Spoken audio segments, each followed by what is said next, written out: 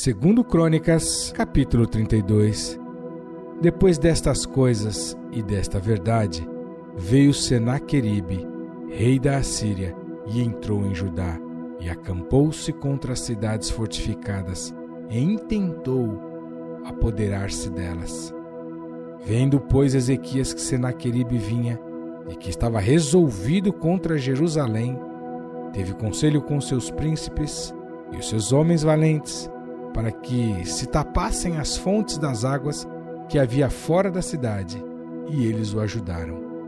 Assim muito povo se juntou, e tapou todas as fontes, como também o ribeiro que se estendia pelo meio da terra, dizendo: por que viriam os reis da Assíria e achariam tantas águas?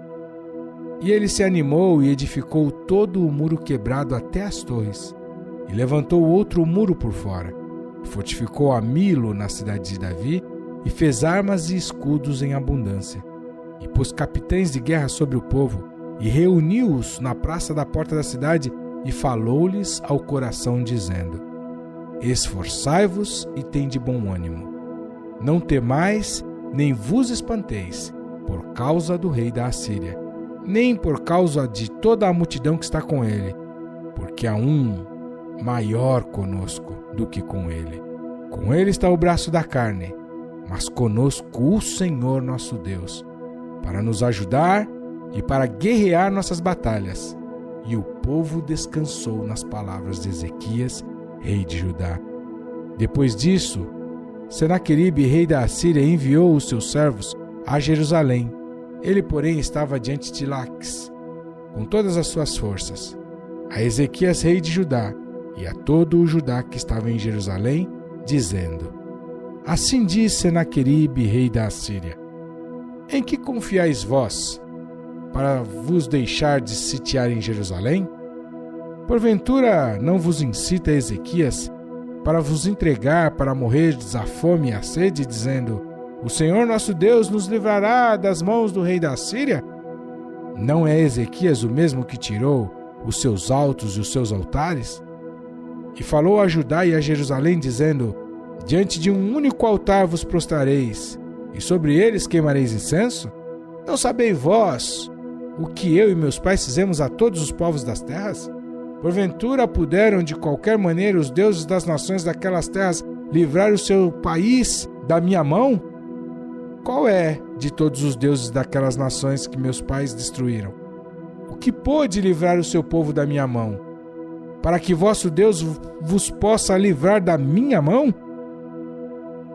Agora, pois, não vos engane Ezequias, nem vos incite assim, nem lhe deis crédito, porque nenhum Deus de nação alguma, nem de reino algum, pôde livrar o seu povo da minha mão, nem da mão de meus pais. Quanto menos vos poderá livrar o vosso Deus da minha mão. Também seus servos falaram ainda mais contra o Senhor Deus e contra Ezequias, o seu servo. Escreveu também cartas para blasfemar do Senhor Deus de Israel e para falar contra ele, dizendo: assim como os deuses das nações das terras não livraram o seu povo da minha mão, assim também o Deus de Ezequias não livrará o seu povo da minha mão.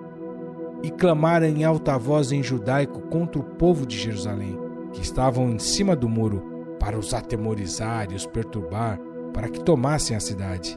E falaram do Deus de Jerusalém, como dos deuses dos povos da terra, obras das mãos dos homens. Porém o rei Ezequias e o profeta Isaías, filho de Amós, oraram contra isso e clamaram ao céu.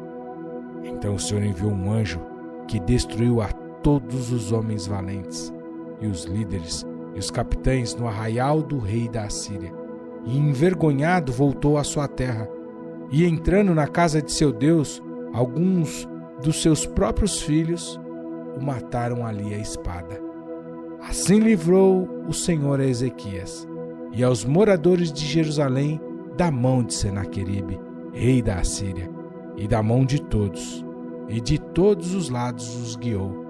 E muitos traziam a Jerusalém presentes ao Senhor e coisas preciosíssimas a Ezequias, rei de Judá, de modo que depois disto foi exaltado perante os olhos de todas as nações. Naqueles dias Ezequias adoeceu mortalmente e orou ao Senhor, o qual lhe falou e lhe deu um sinal.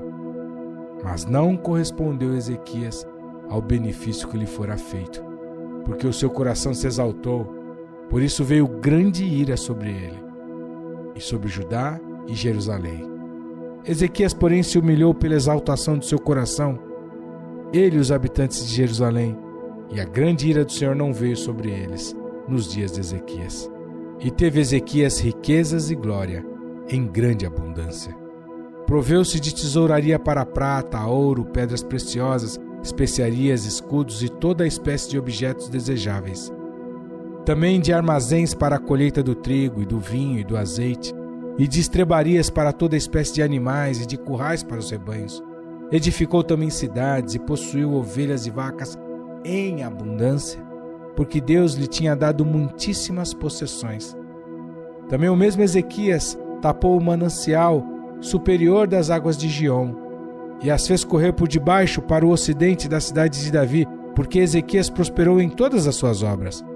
Contudo, no tocante aos embaixadores dos príncipes de Babilônia, que foram enviados a ele, a perguntarem acerca do prodígio que se fez naquela terra, Deus o desamparou, para prová-lo, para saber tudo o que havia no seu coração. Quanto aos demais atos de Ezequias e as suas boas obras, eis que estão escritos na visão do profeta Isaías, filho de Amós, e no livro dos reis de Judá e de Israel. E dormiu Ezequias com seus pais, e o sepultaram no mais alto dos sepulcros dos filhos de Davi. Todo o Judá e os habitantes de Jerusalém lhe fizeram honras na sua morte, e Manassés, seu filho, reinou em seu lugar.